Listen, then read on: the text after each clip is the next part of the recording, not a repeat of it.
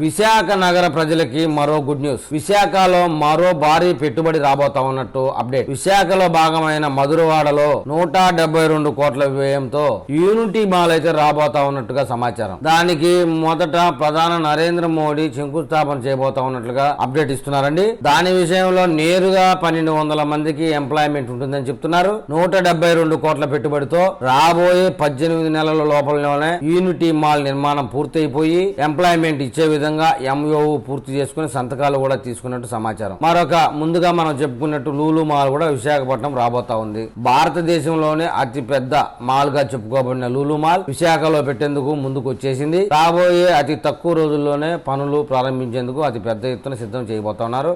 ఇక తిరుపతిలోను ముందుగా మనం ఒక వీడియోలో చెప్పుకున్నట్టు అమరావతి రాజధానిలోను లూలు అయితే మరో 2 మాల్స్ అంటే మొత్తం రాష్ట్ర వ్యాప్తంగా 3 లూలు మాల్స్ పెట్టేందుకు ముందుకు వచ్చిందని చెప్తా ఉన్నారు. యూనిటీ సంస్థ అనేది కూడా విజయవాడ మాల్ పెట్టేందుకు స్థలాన్ని అయితే పరిశీలిస్తా ఉంది. ఆ ఏరియాలో కూడా భారీ ఎత్తున పెట్టుబడులు పెట్టేదానికి సిద్ధంగా ఉందని చెప్తున్నారు. రాబోయే రోజుల్లో విశాఖలో ఒక ప్రముఖ సంస్థ శంకుస్థాపన అయితే జరగబోతా ఉంది. అది ఏ ప్రాంతంలో రాబోతా ఉంది, దాని మీదుగా ఎన్ని వేల ఉద్యోగాలు రాబోతా అన్న విషయంలో మరిన్ని వివరాలతో మనం ఒక వీడియో చేద్దాం. ఆ వీడియో మీకు చేరాలంటే నా ఛానల్ సబ్స్క్రైబ్ చేయండి, లైక్ చేయండి.